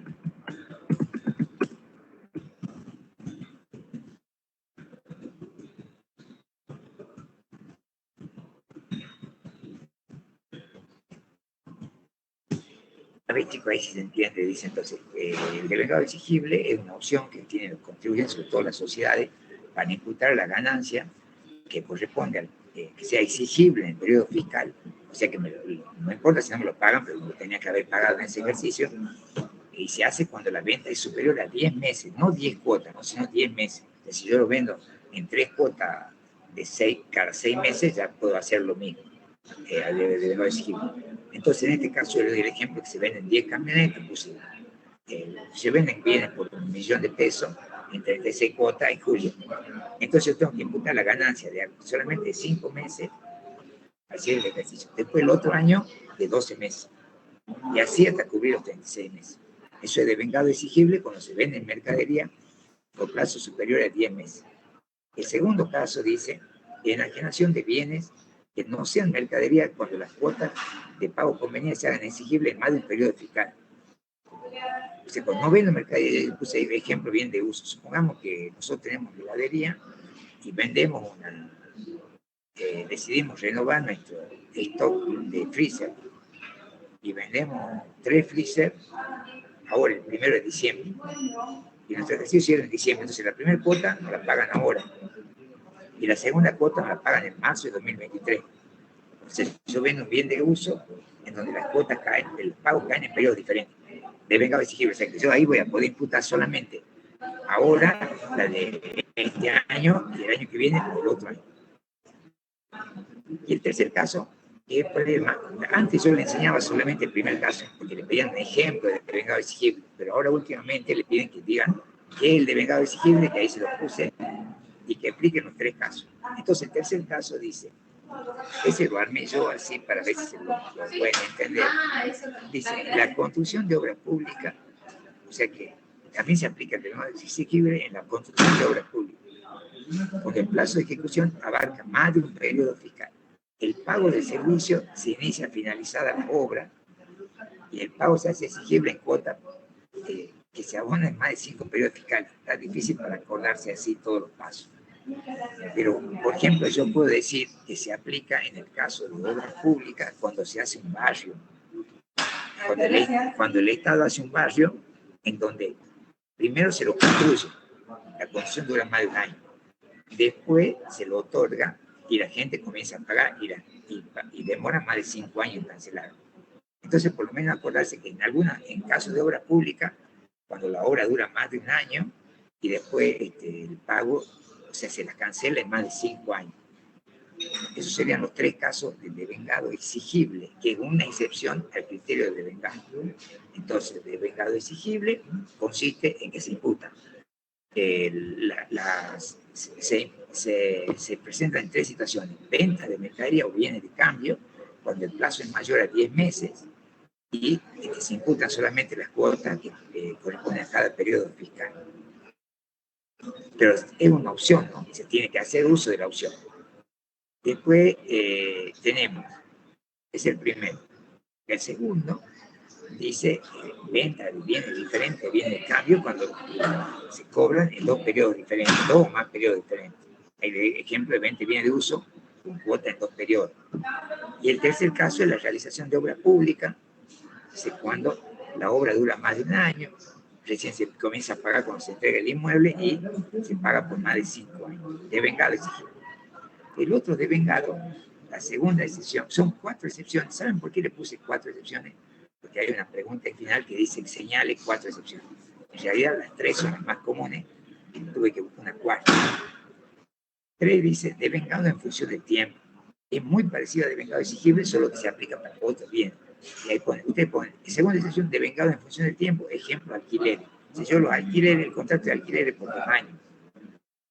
Pero yo imputo en cada año el alquiler que corresponde al periodo. Si yo alquilo un inmueble ahora a partir del 1 de diciembre, soy persona humana, solamente voy a imputar de un mes. Pues devengado exigible, devengado en función del tiempo, ejemplo, alquiler así como tal. Y tercera excepción, imputación cuando se han puesto a disposición los dividendos de acciones de sociedad al exterior. O sea, por ejemplo, supongamos que yo tengo acciones de una sociedad del exterior y esa sociedad del exterior cerró su ejercicio en octubre del 2022. Ahí se devengaron ya mis ganancias. Pero a mí los dividendos recién me los pagan en abril del 2023. Entonces es una excepción. Dice, bueno, pero como vos estás del exterior hasta que no te paguen, entonces cuando te lo pongan a disposición, ahí vos ya tenéis que declarar. Puesto a disposición no significa que yo lo cobré, no puede ser cobrado. Puede ser que esté en el cajero, esté ahí, yo no lo vaya a retirar, ya me lo han acreditado en cuenta y yo no lo retire. O puede ser que yo lo reinvierta. Esos 3 casos se consideran puesto a disposición. Ya terminamos. Y la última excepción dice ganancia proveniente de quitas concursales. ¿Qué son las quitas concursales? Las quitas concursales son, vieron, cuando se reúne, supongamos, la empresa en el concurso preventivo reúne a los acreedores y hace lo que se llama una revalidación de deuda. Entonces dice, bueno, supongamos que yo soy el deudor y me junto con ustedes cuatro. Y digo, bueno, miren acá, a ver, ese cuánto te debía yo, bueno, 1.000.000. Bueno, mira, arreglemos, y quedan 800 lo que le debo a ese. A ver, Lorena, ¿cuánto te debía vos? 500, bueno, quedan 300. Se quita concursal es lo que yo logro negociar con los proveedores, porque estoy en una mala situación para ver si los puedo, a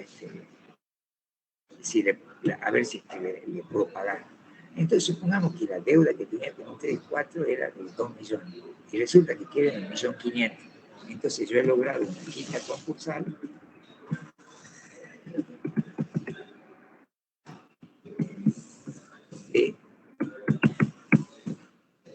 yo he logrado una quita concursal de 500.000 pesos.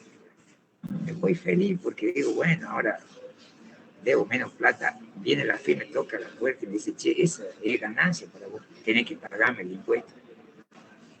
O sea que la firma me cobra impuestos, la normativa me cobra impuestos cuando yo logro que los proveedores reduzcan la deuda en un concurso preventivo. Entonces dice, bueno, pero no te preocupes que no me lo tenés que pagar el impuesto sobre vamos a una excepción. Vos ya devengaste esa ganancia, ya la obtuviste, pero esa la vas a poder, dice, distribuir proporcionalmente en los ejercicios fiscales que venzan las cuotas concursales. Por ejemplo, que yo a ustedes le iba a deber 1.500.000 y les digo, se lo voy a pagar en 10 cuotas. Entonces también le voy a pagarle al gobierno el interés del impuesto de esos 500.000 en 10 cuotas.